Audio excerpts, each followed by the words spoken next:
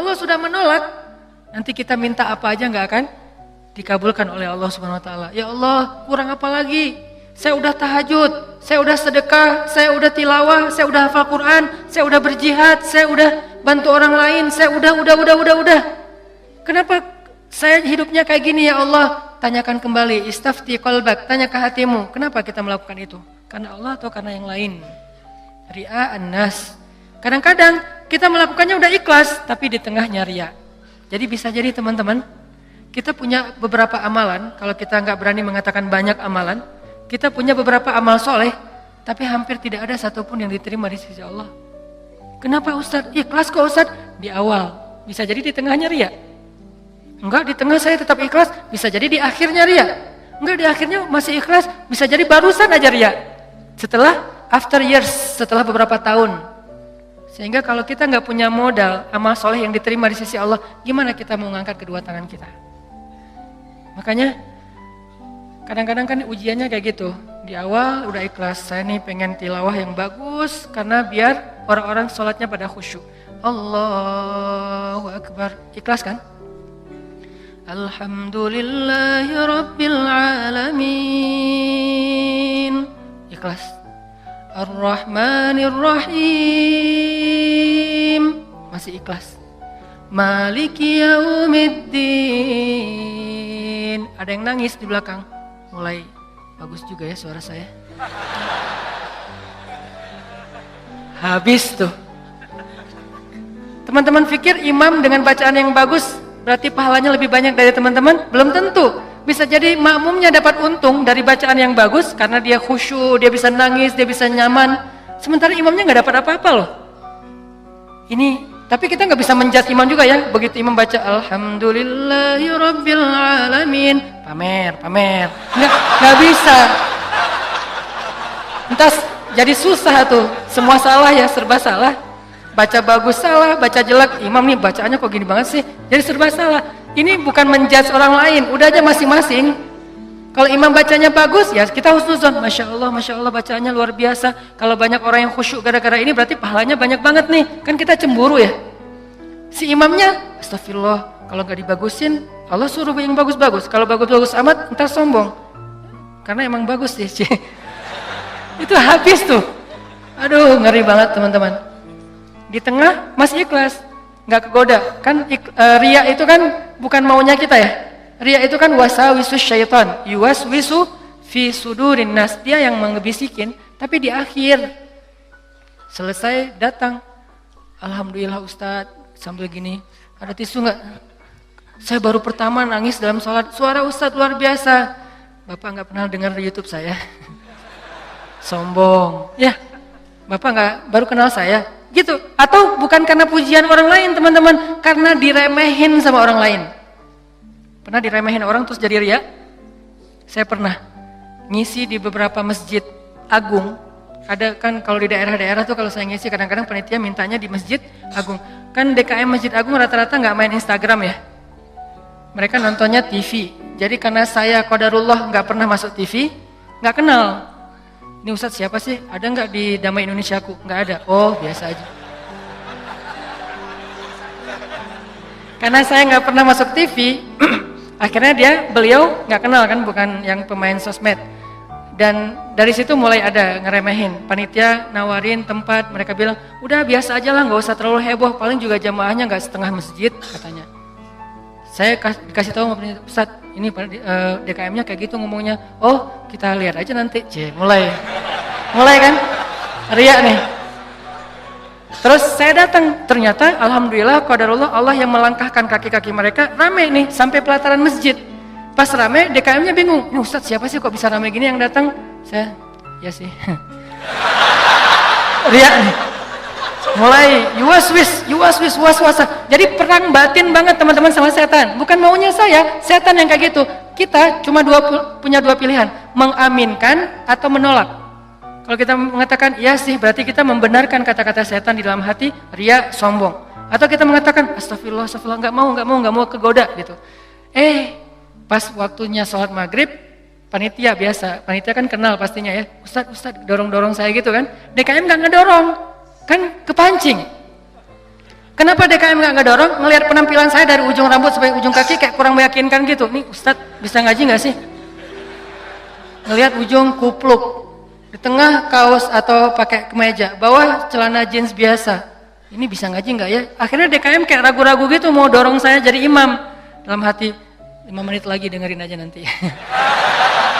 Wah, UASWIS luar biasa. Karena didorong-dorong terus sama penitia, ya udah deh. Saya mau ya, kalian yang dorong kan? Dorong lagi dong. Didorong ya. Udah aja jadi imam. Ngimamin, karena tadi diremehin sama DKM, kepancing dong. Wah, Ar-Rahman nih, gua keluarin sekalian, Kenapa ngeluarin Ar-Rahman? Favorit, kartu as lah. Kan DKM-nya kayak ragu-ragu gitu. Sampai saya bilang, soft dirapatkan, diluruskan, saya nggak mau pakai bahasa Arab. Walaupun nggak bisa. Soft diluruskan dan dirapatkan gitu. Terus DKM-nya masih gini-gini. Ragu-ragu gitu. Dalam hati saya, ya bentar lagi, tenang aja. Wah, balik arah. Allahu Akbar. Itu udah nggak benar lagi salatnya tuh. Itu dirasain banget. Itu udah nggak benar lagi salatnya. Allahu Akbar. Begitu selesai Al-Fatihah, gimana Pak? Udah dengar? Terus masuk Ar-Rahman, serak pula. Aduh, serak, suaranya hilang, segala macam. Aduh itu nyesel banget tuh, nggak bisa show off ya. Kalau pas lagi dapat mic-nya bagus, sampai menggemanya tuh sekilo gitu ya. Itu kan enak banget ya. Buat seorang vokal, mic itu kayak floor buat anak skate kan. Jadi bisa ngetrik banget kalau floornya dapat kan. Jadi buat saya tuh kalau mic-nya pas dapat, wah ini bisa semua trik dikeluarin nih. Fabi ayyi ala'i rabbikuma tukadziban. Udah Ar-Rahman aja yang biasanya dibagi 4, sekarang 1 rakaat Ar-Rahman, rakaat kedua Al-Muluk. Kenapa? Biar sekalian didengerin. Nih Ar-Rahman ya, gini cara bacanya. Aduh, habis. Selesai sholat, kan balik arah gitu kan, mau zikir kan, balik arah bukan pura-pura zikir sih, sambil zikir ngelihat ke arah si bapak. Kira-kira gimana ekspresinya sekarang? Itu teman-teman berat. Kadang-kadang bukan karena kita pengen dipuji orang, tapi kita nggak rela diremehin orang, itu yang bikin kita ria kan? Bukan karena kita pengen dielu-elukan, dipuji, dapat banyak like, dipuja-puja, bukan itu. Itu kita masih kadang-kadang bisa ngerem. Tapi kita nggak sanggup bertahan, nggak bisa sabar kalau diremehin orang. Akhirnya kita bocorin juga kebaikan kita. Habis. Diremehin suami, diremehin pasangan, diremehin orang tua, diremehin mertua, diremehin teman-teman, segala macam. Diremehin tetangga. Kita bukan pengen dipuji dan dipuja oleh orang lain, tapi kita nggak tahan kalau diremehin. Keluar juga tuh. Siapa yang selama ini yang melakukan ini? Siapa yang bantu kamu? Siapa? Keluar semua. Satu persatu yang kita sebutkan, satu persatu berguguran dan tidak ada nilainya di mata Allah SWT. Sabarkah kita ketika diremehkan oleh orang lain untuk tetap menjaga rahasia amal kita antara kita berdua aja dengan Allah? Itulah ujian ikhlas. Bisa nggak kita jaga? Nggak mau kita bocorin rahasia kita berdua sama Allah. Begitu kita bocorin, sedih banget tuh. Udah langsung tidak ada lagi nilainya di mata Allah. Berapa banyak dari amal yang kita lakukan yang benar-benar kita mampu menjaga keikhlasannya di awal, di tengah, di akhir. Kalau ada, jangan menyimpulkan dulu bahwa kita udah sukses karena masih ada waktu selama kita masih hidup untuk kita batal. Mungkin nggak batal di akhir, tapi batalnya setelah beberapa tahun. Ada teman kita datang nanya-nanya ke kita tentang, ngafal Quran itu susah banget ya. Kenapa? Aku tuh ngafal 1 juz aja, juz 30 gak beres-beres. Oh, ya sebetulnya gampang sih kalau udah tahu triknya. Mulai nih. Emang idealnya ngafal Quran berapa lama? Ya tergantung orangnya. Ada yang 10 tahun, ada yang 5 tahun, ada yang 2 tahun, 3 tahun, setahun. Kalau aku sih alhamdulillah 6 bulan khatam. Habis semuanya tuh. Ngafal Quran emang gampang, capek, susah loh. Yang susah itu bukan ngafalnya, murojaahnya kan, ngejaga hafalan. Udah hafal 5 juz, biasanya baru kerasa capeknya tuh setelah 5 juz, kata orang-orang yang hafal. Setelah 5 juz, mulai nih, keteteran yang di belakang, balik lagi ke depan, hilang lagi yang di belakang, balik lagi. Kayak gitu ngafal Quran saking capeknya tuh sampai orang yang banyak putus asa. Udah setelah perjuangan, effort yang luar biasa, hilang hanya gara-gara kalimat cuman 5 menit aja, habis semuanya teman-teman. Rugi banget kan? Jadi jangan dulu menyimpulkan bahwa kita tuh udah pasti soleh, udah pasti istimewa, udah suci banget. Hanya gara-gara kita punya amalan soleh lebih banyak dari teman kita. Mungkin dia amalnya biasa-biasa aja, tapi dia karena biasa-biasa gak bisa ngeriain kan. Hafal 30 juz dengan hafal Al-Ikhlas. Kira-kira mana yang pantas diriakan? 30 juz dong, Al-Ikhlas gak mungkin riak. Gimana kita mau riak? Gua udah hafal loh, apa? Al-Ikhlas. Apa yang mau diriain Al-Ikhlas? Yang ada Al-Ikhlas itu surat pelampiasan. Kalau udah mentok Al-Ikhlas.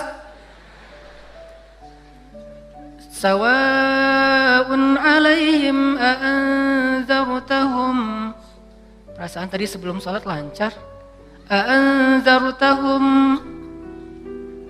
Qul huwallahu ahad. Biasanya gitu kan? Mentok-mentoknya Al-Ikhlas. Kenapa? Cuman Al-Ikhlas yang kita paling ikhlas. Kenapa tadi kok bacanya yang susah-susah? Pengen dong sesekali orang tahu kalau hafalan saya udah nambah kan gitu ya. Pengen dong orang tahu, kayak kadang-kadang kan kita suka pengen melakukan sesuatu yang orang lain gak bisa lakukan. Membaca surat yang orang lain gak hafal surat itu jarang. Kalau Al-Ikhlas, Al-Falaq, An-Nas, Al-Kafirun. Al-Kafirun masih oke lah. Karena Al-Kafirun suratnya agak susah kan. Banyak orang yang terjebak, la abudu ma ta'budun wala antum abiduna ma abud. Kapan selesainya nih? Muter aja di situ Al-Kafirun teh. Kalau Al-Ikhlas kan jarang yang terjebak. Kalau Al-Ikhlas juga sampai salah. Ini nih ngeri banget nih.